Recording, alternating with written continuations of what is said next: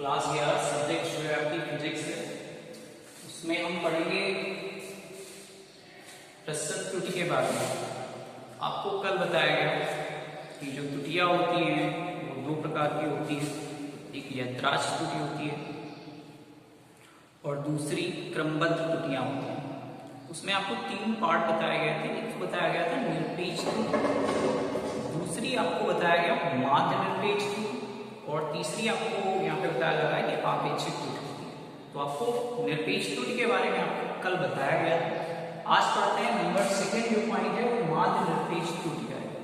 तो इसमें कहा जाता है किसी भौतिक राशि, कोई भी अगर हम भौतिक राशि के मापन करते हैं तो अनेक प्रेक्षण होते हैं। प्रेक्षण का मतलब होता है कई बार मापते हैं, ठीक है, कई बार मापते हैं और जो भी त्रुटि आती है, जो भी उसमें त्रुटि आती है, उसके मान का जो समांतर माध्य है वो माध्य निरपेक्ष त्रुटि कहलाता है। जैसे मान लीजिए हमने एक लाइन खींची जिसकी वेरिएशन हमने माना कि ये 3 सेंटीमीटर की लाइन, ठीक है। मान लीजिए यहाँ पे लाइन जो खींचा है वो 3 सेंटीमीटर की लाइन है, ठीक है। तो अगर हमसे कहा गया कि इसको आप नापिए स्केल से, तो हमने स्केल से इसको नापा, ठीक है। मान लीजिए इसकी जो वेरिएशन आ रही है वो 2.90 सेंटीमीटर आ रही है, ठीक है। हमने पहली माप मापी तो 2.90 सेंटीमीटर। तो चूंकि हमारा लंबाई जो है वो 3 सेंटीमीटर, यदि हमने कुछ गलतियां की हैं तो अब कितनी जो प्रतिशत त्रुटि आई है, कितनी निरपेक्ष त्रुटि आई है, वो 0.10 सेंटीमीटर की हमने त्रुटि कर दी, ठीक है। इसी तरह हम बार बार इस रेखा को नापेंगे तो बार बार वेरिएशन आएगी। 290 आई, दूसरी आई 2.95 आ गई और तीसरी जो है वो मान लीजिए आ गई 3.05 सेंटीमीटर आ गई नापते नापते। तो 3, 4, 5, 6 जितने भी प्रेक्षण लेना चाहें वो ले सकते हैं और लेने के पश्चात हम सभी संख्याओं का समांतर माध्य निकालेंगे।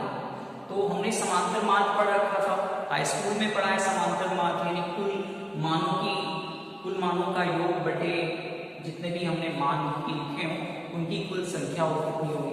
मान लीजिए तो हम उसको क्या बोलेंगे, माध्य निरपेक्ष त्रुटि बोलेंगे। यानी किसी भौतिक राशि के मापन में विभिन्न प्रेक्षणों की निरपेक्ष त्रुटियों के परिमाण का समांतर माध्य जो है वो माध्य निरपेक्ष त्रुटि कहलाता है। अगर हम बात करें तो माध्य निरपेक्ष त्रुटि को हम किससे लिखना चाहें तो हम लिख सकते हैं डेल्टा ए एम और यहाँ पे हमें बार, ठीक है, बराबर।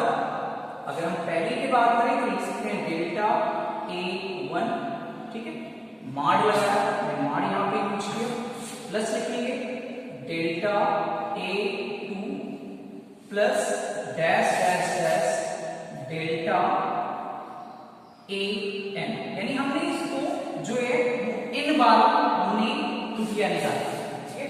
हमने कोई भी जो रेखा है, किसी भी जो वस्तु को हमने मापा तो हमने वस्तु को n बार मापा, ठीक है। हमने वस्तु को n बार मापा तो n त्रुटियों जो भी आई हैं उनके पे जितनी भी त्रुटियां आई हैं उनको हमने इस सभी को ऐड किया और जितनी भी संख्या हमने नापी थी उसकी वैल्यूएशन लिखते हैं तो वो एक माध्य निरपेक्ष त्रुटि कहलाएगी।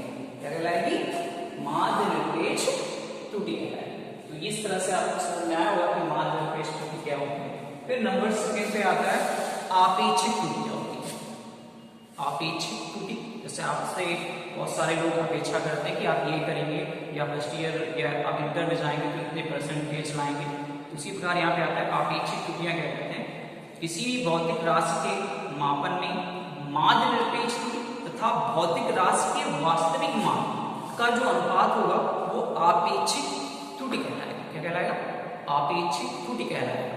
जैसे आपके जो पापा हैं वो सोचते हैं कि आपका 90% मार्क आए इंटर में, ठीक है, 90% इंटर में आए और आप कितने परसेंट लाते हो, आपकी वास्तविकता क्या है, ठीक है, वो लेकिन उनकी जो है आपके पापा की अपेक्षा जरूर है आपसे कि आप 90% मार्क लाओगे। लेकिन आपकी वास्तविकता क्या है ये तो इन करके बाद ही पता चलेगा, है ना। तो वही चीज है यहाँ पे कि कोई भी अगर आपकी भौतिक राशि है के मापन में माध्य निरपेक्ष तथा भौतिक राशि के वास्तविक मान के मान को या वास्तविक मान का जो अनुपात होगा उसे हम आपेक्षिक त्रुटि कहेंगे, ठीक है। तो जो आपेक्षिक त्रुटि है उसको हम कैसे लिखेंगे, डेल्टा ए की आपेक्षिक त्रुटि जो होगी उसको हम लिखेंगे किससे, डेल्टा ए से, ठीक है। तो आपेक्षिक त्रुटि होगी बराबर किसके, माध्य निरपेक्ष त्रुटि डेल्टा ए एम, क्या लिखेंगे, डेल्टा ए एम, ये हो गया माध्य निरपेक्ष त्रुटि, क्या हुई, माध्य निरपेक्ष त्रुटि। और अपान में होगा क्या, वास्तविक वैल्यू से है, तो वास्तविक वैल्यू जो है वो डेल्टा ए एम, तो ये जो हो गया ये हो गया आपेक्षिक त्रुटि। बात समझ में आई, ये हो गया आपेक्षिक त्रुटि। आप कितने परसेंटेज मान लाते हो, आपके पापा ने कितना या आपके पापा ने कितना एक्सपेक्ट किया है और आप कितने परसेंट मान लाते हो, ठीक है। उनका डिवाइडेशन होके जो आएगा वो आपेक्षिक त्रुटि, कितने परसेंट आपके पिता ने त्रुटि की आपको आंकने की, ठीक है। इसके बाद आता है प्रतिशत, अब आता है प्रतिशत त्रुटि, यानी यदि आपेक्षिक त्रुटि को यदि हम आपेक्षिक त्रुटि को परसेंटेज में लिखें, इसमें लिखें परसेंटेज में लिखें तो उसको हम बोलेंगे प्रतिशत त्रुटि। तो अगर हम लिखना चाहें तो फार्मूला लिख सकते हैं, प्रतिशत त्रुटि बराबर क्या होगा, लिखेंगे डेल्टा ए एम बार बटे ए एम गुणे 100, ठीक है। ये हो गया आपका प्रतिशत त्रुटि। अगर डेल्टा लिखना चाहते हो डेल्टा यहां भी आप यूज कर सकते हो, है ना। अगर नहीं लिखना चाहते हो तो नहीं यूज कर सकते हो। इस तरह से ये हो गया प्रतिशत त्रुटि। तो आप सभी लोगों को ये समझ में आया होगा कि माध्य निरपेक्ष त्रुटि क्या होती है, आपेक्षिक त्रुटि क्या होती है और प्रतिशत त्रुटि क्या होती है। तो सारे लोग जो है वो त्रुटि के बारे में आप अच्छे से पढ़ सकते हो।